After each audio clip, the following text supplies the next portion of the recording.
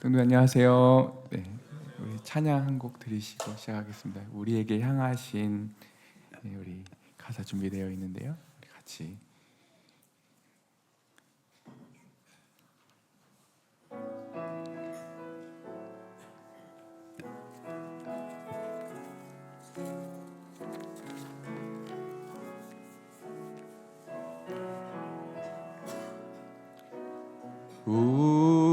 우리에게 향하신 여호와의 인자하심이 크고 크도다 크시도다 크고 크도다 크시도다. 우리에게 향하신 여호와의 진실하심이 영원하시도다.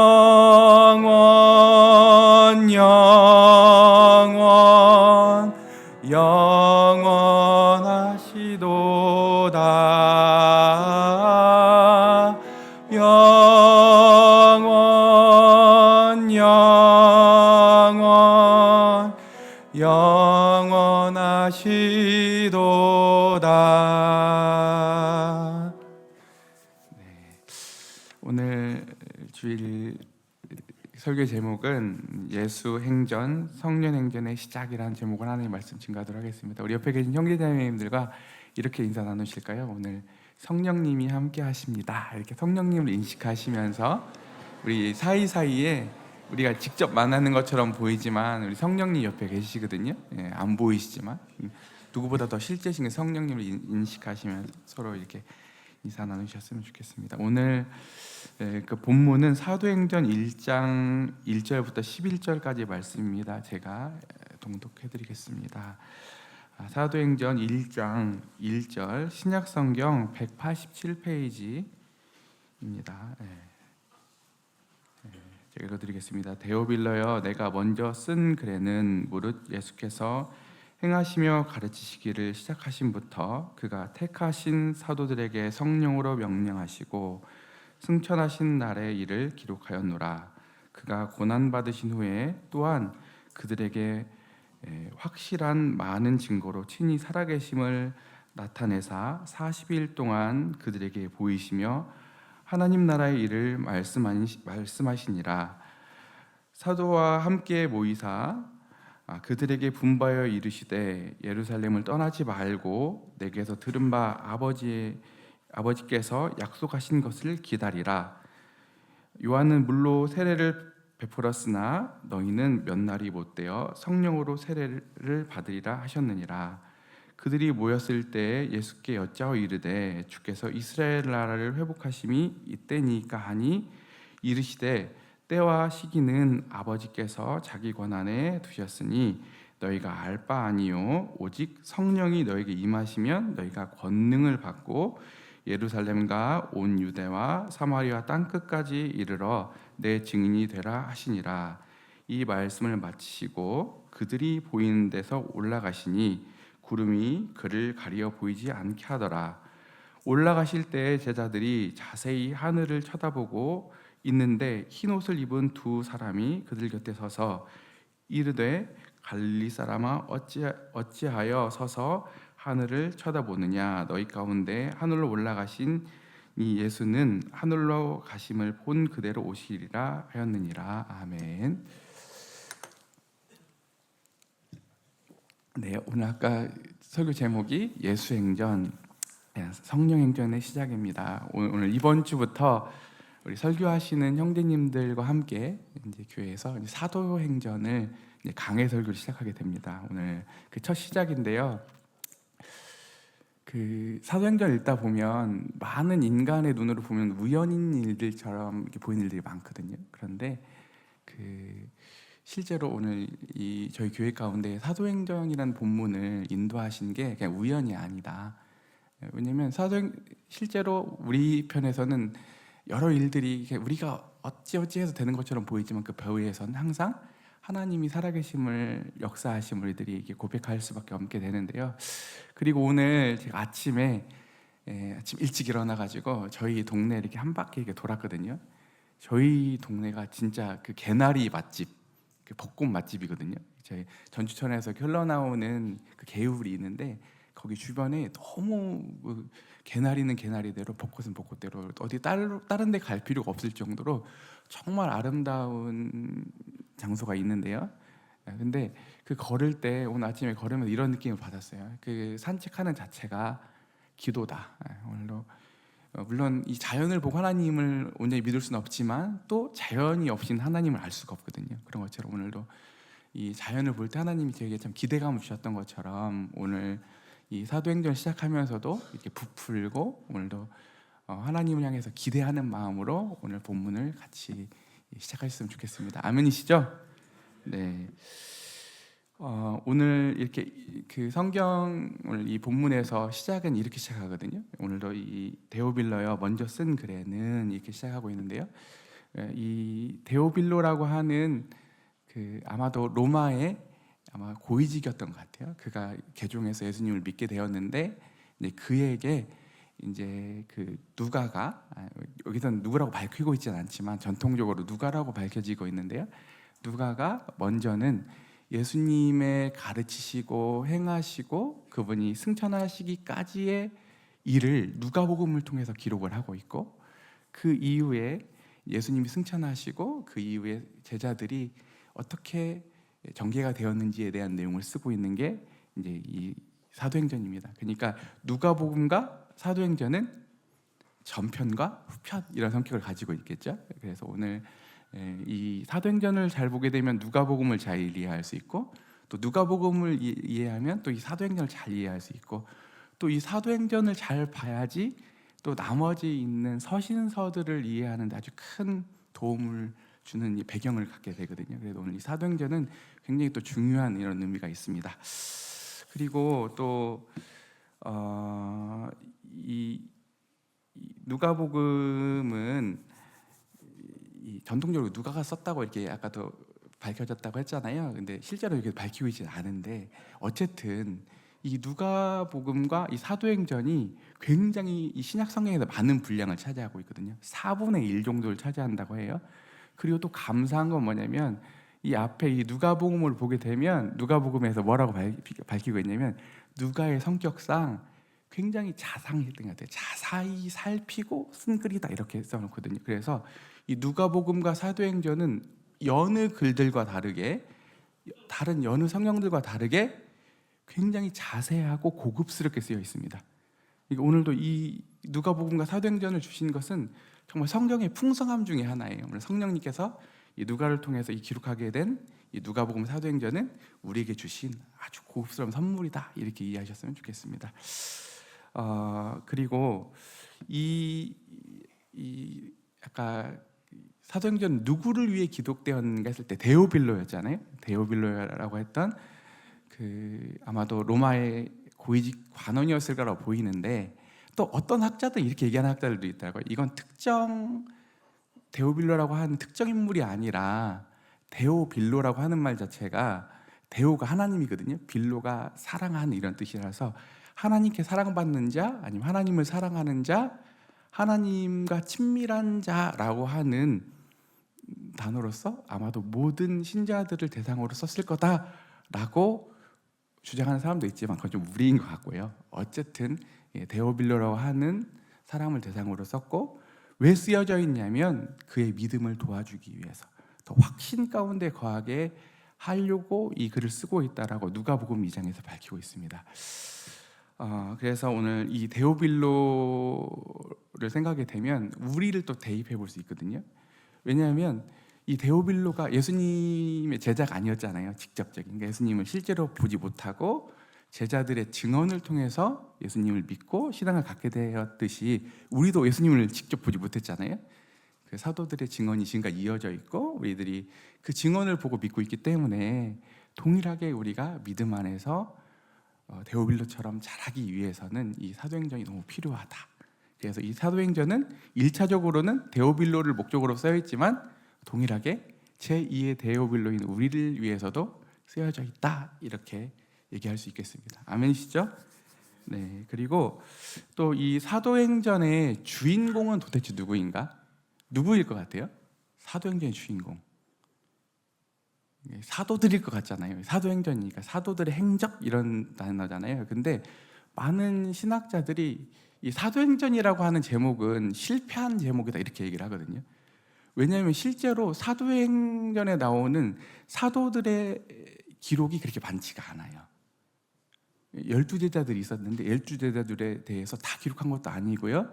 기록되어 있는 것들도 되게 아주 짧은 부분들만 언급되고 있거든요. 그렇기 때문에 이 사도행전을 보게 되면 사도들 이야기들이 많이 나올 것 같은데 그런 게 아니라 사도행전은 두 부분으로 나눠지고 있는데요. 1장부터 12장까지는 주로 베드로에 대한 주목해 있는 내용들이 나오고요. 이제 그 이후에 13장부터 28장까지는 사도 바울, 이제 먼저는 이 초대교회와 관련돼서 베드로에게 집중되어 있고 뒤에는 땅끝인 이 세계 선교와 관련되어서 이제 사도 바울과 관련되어 있는 내용들로 두 부분으로 구성되어 있다고 볼 수 있습니다. 그런데 이제 이렇게 읽다 보면 이제 베드로와 사도 바울이 주인공처럼 보이잖아요. 근데 실제로 가보면 기시감이 느껴진다고 하는 거예요. 이 배후에 안 보이지만 누군가 있다. 이게 누구냐면 예수님이다. 이렇게 다 성경학자들이 다 얘기하고 있습니다. 그래서 표면적으로는 우리들에게 벌어진 일처럼 보이지만 이 배후에 누가 있다고요? 예수님이 계시고 또 어떤 학자들은 이 누가복음과 사도행전의 가장 중요한 단어 중에 하나가 중요한 존재 중에 하나가 성령님이신데 또 이 배후에 실제로 여러 가지 사도들과 여러 가지 등장인물들에 의해서 일이 전개되는 것처럼 보이지만 이 배후에 누가 계시죠? 성령님이 계시기 때문에 그래서 우리는 이 사도행전이라고 하는 전통적인 이런 제목도 있지만 우리들이 뭐라고 부를 수 있냐면 예수행전, 성령행전 이렇게 부를 수 있는 겁니다. 아멘이시죠? 네, 그래서 오늘 이 사도행전을 이렇게 저희들이 이렇게 계속 주에 갈 때 누구를 더 알아가시면 좋냐면 이 배후에 계신 예수님, 성령님을 더 성령님께서 예수님께서 어떻게 안 보이시는데 우리의 이 현실 가운데 역사하시는지를 이 사도행전을 우리들이 접해가면서 인간의 어떤 막 질이나 어떤 사건들이나 여기에 초점이 있는 게 아니라 우리가 뭘 발견해야 된다고요? 배후에 계시는 성령님, 예수님과 친밀해질 수 있는 시간이 되시기를 주님의 이름으로 축복합니다. 아멘이시죠? 네. 그 다음에 마지막으로 이 사도행전에 등장하는 주인공 중에 하나는 일부러 누가가 이렇게 글을 썼다고 해요. 왜냐하면 이 글을 읽을 때, 이 성경을 볼 때 우리가 주인공처럼 여기에 몰입해서 볼 수 있도록. 그리고 이 사도행전은 몇 장까지 되어 있죠? 28장까지 되어 있는데 다른 성경들과 다르게 종결이 없이 끝낸다. 왜냐하면 이 이후에 사도들의 이후에 그 이야기들은 누구의 이야기이기 때문에 여전히 우리가 써가야 되는 이야기이기 때문에 우리를 등장인물로 등장시키시고 하나님의 이야기의 일부분으로서 우리들이 동참해서 이 이야기에 우리가 들어가고 또 이 성경의 이 사도행전 이야기가 동떨어진 어떤 역사적 기록이나 어떤 추상적인 어떤 소설이나 이런 게 아니라 실제 우리 삶 가운데 역사하도록 우리를 초청하고 있다. 이렇게 시작하고 있습니다. 아멘이시죠? 네, 이게 이제 저희 주인공에 대한 내용들이고요. 그리고 이 사도행전이 왜 기록이 되었을까라고 했을 때 이제 예수님은 흥미 있는 철학이나 정확한 역사를 우리에게 전달하려고 한 목적이 아니다. 뭐라고요? 우리의 지적인 어떤 흥미를 충족하기 위한 철학이나 어떤 정확한 역사 기술을 위해서 이 책을 쓰신 게 아니라 왜 이 책을 주신 목적이 뭐라고요? 제자를 삼고 제자를 무장시키기 위해서 이 말씀을 주셨다.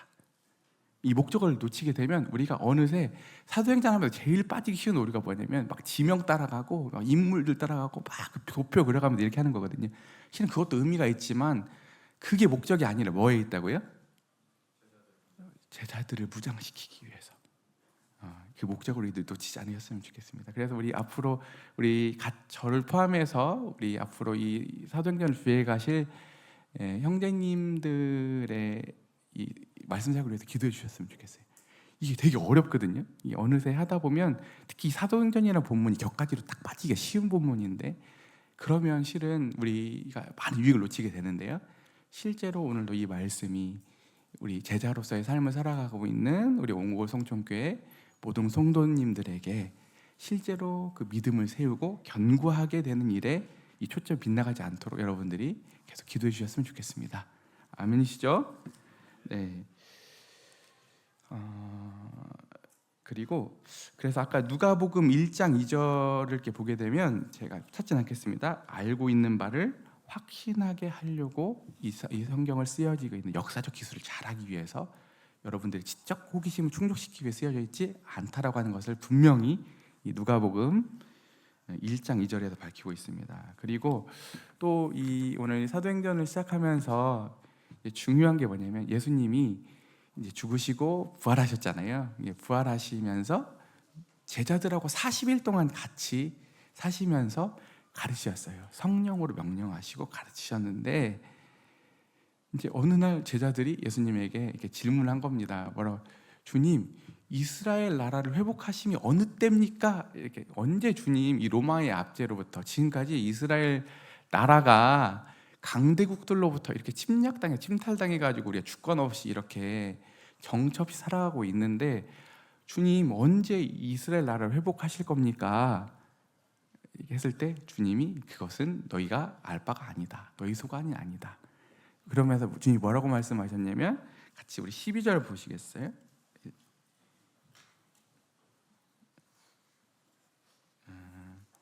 8절입니다. 이르시되 7절 때와 시기는 아버지께서 자기 권한에 두셨으니 너희가 알 바가 아니요 오직 성령이 너희에게 임하시면 너희가 권능을 받고 예루살렘과 온 유다와 사마리아 땅끝까지 이르러 내 증인이 되라 하시니라. 그러니까 그 이스라엘 회복은 너희들 소관이 아니다. 너희들 할 일은 따로 있다. 너희들 할 일은 뭐냐면 먼저 성령을 기다리는 것이고 성령을 받게 되면 너희들이 능력을 받게 될 건데 그 능력을 받고 첫 번째 어디예요? 예루살렘과 온 유대와 사마리아와 땅 끝까지 이르러 증인이 되는 거다. 이렇게 주님이 말씀하시고 우리가 해야 될 일은 이거다. 근데 여전히 이 목적이 우리에게도 유효하거든요. 이 권능이라고 하면 우리가 착각하는 게 뭐냐면 제자들도 착각했던 것 같아요. 권능을 받으면 오늘도 말씀 한번 하면 사람들이 다 쓰러지고 다 굴복되고 오늘도 말씀을 전하게 되면 아무 고통도 없이 아무 저항도 없이 우리가 말씀을 막 전하게 되면 착착착착 잘 될 거라고 생각을 하는데 여기서 말하는 그런 권능은 그런 권능이 아니라 실제로 우리가 죽는 걸 얘기합니다. 뭐라고요? 죽는 걸 얘기하고 있는데 우리 같이 말씀 한 구절 펴보시겠습니다. 요한복음 21장 19절 펴보시겠습니다. 조금만 넘겨보시면 되는데요. 신약성경 186페이지 요한복음 21장 19절 제가 드리겠습니다. 내가 진실로 내게 이르노니 내가 젊어서는 스스로 띠를 띠고 원하는 곳으로 다녔거니와 늙어서는 내 팔을 벌리리니 남에게 띠띠우고 원하지 아니하는 곳으로 데려가리라. 이 말씀을 하심은 베드로가 어떤 죽음으로 하나님의 영광을 돌릴 것을 가리키심이라. 이 말씀을 하시고 베드로에게 이르시되 나를 따르라 하시니. 그러니까 오늘도 이 베드로의 생애를 보게 되면 베드로가 막 능력 있고 이런 게 아니라요. 베드로의 생애를 한마디로 요약하면 죽는 생이었거든요. 오늘도 주님이 증거되는 방식은 우리가 어떤 능력이 있고 우리가 잘 풀려서 그런 게 아니라요. 우리가 주님을 따라가면서 우리가 죽고 우리가 지는 방식으로 도대체 이게 뭐지 하는 방식으로 주님이 증언된다고 하시는 거거든요. 그러니까 오늘도 우리 얘기를 들자고 하면 우리 주님 너무 섬기시는데 수고가 많으십니다, 우리 성도님들. 근데 이렇게 주님 딱 섬기다 보면 저만 그런가요? 현타 갔다고 올 때가 있거든요. 이게 주변 사람들 보면 막 다들 막 준비되는 것 같고 나는 아무것도 없는 것 같고 이런. 또 얼마 전에 저희 자매랑 한번 현타가 온 일이 있었거든요. 그래가지고 이렇게 사는 게 맞는가라고 하는데 실은 이게 두렵기도 하거든요. 우리 인생이 마치 노후가 준비가 되지 않는 것 같고 미래가 두려운 것 같고, 세상 사람들을 보면 너무나도 주도적으로 친밀하게 해가잖아요. 이 자본주의 사회에서 우리가 사는 방식이 이게 무모하고 세상에서는 이게 말도 안 되는 방식이거든요. 그런데 주님은 그런 방식으로 자신을 증거하시겠대요. 그리고 실제로 우리가 살아보잖아요. 근데 나중에 가보면 우리가 빨리 눈치채야 되는 게 뭐냐면 세상 방식대로 살아보잖아요. 우리에게 궁극적인 또 그렇다면 만족이 있냐? 가면 또 지혜를 가지고 조금만 이렇게 들여다보면 세상은 우리에게 궁극적인 만족을 줄 수가 없잖아요. 근데 이렇게 살면 마치 망하는 것 같은데 어때요? 성도님들 불행하세요? 진짜 행복하시죠? 나중에 지금도 행복한데 주님이 절대 우리 생애를 실망시키지 않으신대요. 아멘이세요? 이걸 누가 증언하고 있냐면 오늘 이 사도행전에서 이런 삶이 후회가 없는 삶이고, 이게 성령께서 권능을 받아서 땅끝까지 이르러 우리가 주님을 증언하는 삶이다라고 얘기하고 있습니다. 그러니까 우리 편에선 예수님 믿고 성령을 받으면 문제가 없는 방식으로 역사가 될 거라고 생각하는데 그게 아니라 뭐라고요? 오늘도 우리의 죽음을 통해서 우리의 자아를 부정함을 통해서 주님께서는 자신을 증언하시겠다고 약속하고 계십니다. 그렇게 살 때 세상이 놀란다는 거거든요. 우리가 세상에 성공하고 막 그럴듯하게 힘을 가지면 사람들이 와서 우리의 신앙을 물어볼 것 같잖아요. 절대 안 물어보거든요. 그런데 우리가 죽는 삶을 살아가면 그때서 세상에 와서 너희는 왜 이렇게 다른 삶을 사니? 라고 물어볼 거라고 성경에서 얘기하고 있습니다. 아멘이시죠? 네, 그래서 오늘 성령이 주시는 권능의 삶은 땅끝까지 이르러 우리가 주님이 될 수 있는 이 삶은 우리가 생각하는 세상의 힘이 아닌 오늘도 주님을 따라서 주님이 죽음으로써 자신을 증언하셨던 것처럼 오늘도 우리가 죽음을 통해서 그 길을 따라서 하나님 나라가 증언되기를 바라십니다. 이 방식이 아니고선 하나님 나라가 증거될 방법이 없다고 말씀하십니다. 그리고 이제 오늘 이 사도행전을 다루게 되면 끝으로 중요한 주제가 교회거든요. 교회. 근데 우리 요즘에 교회가 위기 시대잖아요.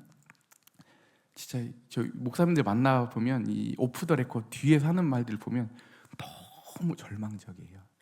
이 기독교라고 하는 게 진짜 어떻게 이렇게까지 비참해질 수 있나? 라고 하는 지점에 와 있거든요.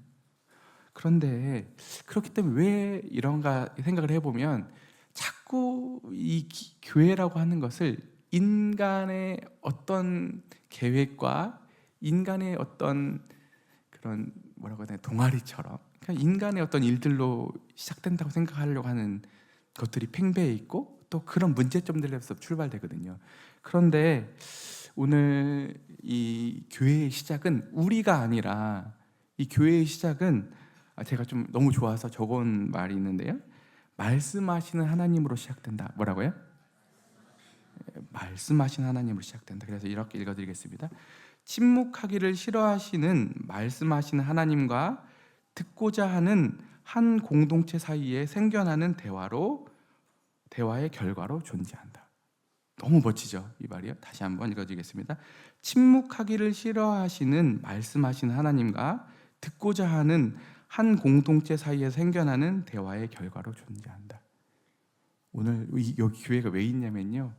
오늘 여기 왜 모이셨어요? 하나님이 말씀하시는 것을 우리들이 듣고자 여기 모여 있잖아요. 하나님하고 오늘 대화하려고 오늘 여기 우리 하나님이 뭐라고 말씀하시는지 오늘 여기들이 귀를 기울이고 들으려고 모이시지 않으셨습니까? 그 대화를 할 때 하나님께서 우리 가운데 놀랍게 어떤 일을 행하시는지를 경험하고 보여야 되는 게 교회라고 얘기하고 있습니다. 그래서 더 나아가 성경이 무엇을 말해주는가 뿐만 아니라 하나님께서 성경을 하셔서 무엇을 시키려고 하시는가, 오늘로 주님 말씀을 듣는 게 추상적으로 하나님이 어떤 분이야 관념적으로 이렇게 알아가려고 여기 있으신 게 아니라요, 하나님을 알았다고 하면 도대체 그 하나님께서 우리에게 무엇을 시키려고, 우리와 함께 무슨 일을 하시려고 하시는지에 대해까지 나가야 된다라고 얘기를 하고 있습니다. 아멘이시죠?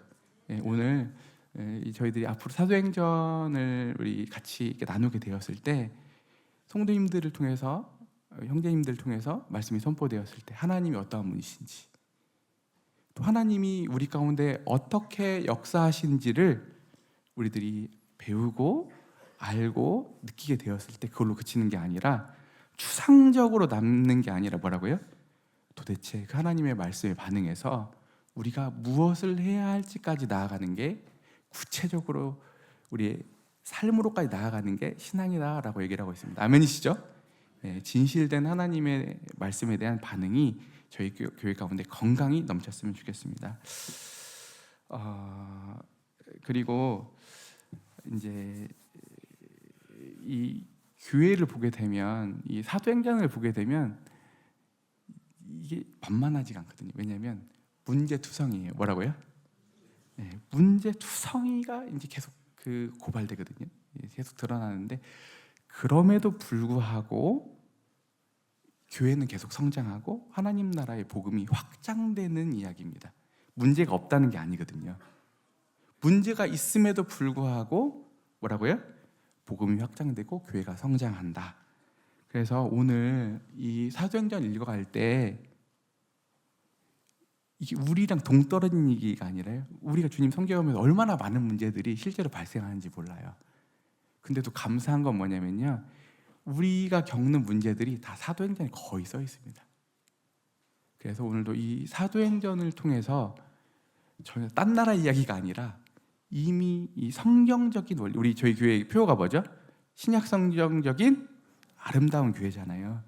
도대체 성경에서는 우리에게 주어지는 이 당면에 있는 신앙생활을 하면서 발생하는 이 문제들을 우리들이 어떻게 해결해 가야 되는가, 그러면서도 문제가 없는 게 아니라 그 문제를 뚫고 돌파해서 어떻게 이 교회가 성장하고 복음이 전파될 수 있는가, 확장될 수 있는가에 대한 내용을 이 사도행전을 통해서 배울 수 있다고 얘기하고 있습니다. 그래서 다시 한번 우리 신앙은 보랏빛 예수님을 믿는다고 해서 우리들이 교회를 열심히 섬겨보겠다고 해서 전혀 문제가 없는 상황을 약속하는 게 아니라 뭐라고요?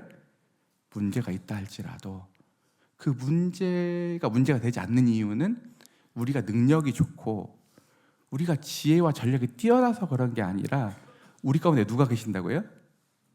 성령님이 계시기 때문에 그 문제가 아니게 되는 거거든요. 그러니까 어떤 교회들은 가서 보면 처음에는 문제들이 발생을 해도 나름대로 조직적으로 그것들을 잘 처리해가고 그것들을 인간적인 방법으로 해가거든요. 근데 반드시 문제가 생겨요. 나중에 가보면 수습할 수 없을 만큼 인간적인 문제들이 나오기 시작하거든요.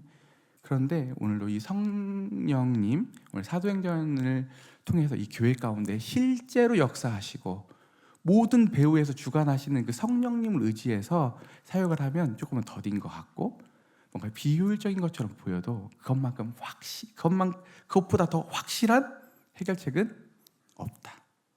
하나님이 하시는 일은 온전하시다. 제가 하는 말이 인간이 항상 하시는 말이죠. 인간 편에서 인간 수준의 것을 내지만 하나님이 하시면 틀림없고 뭐라고요?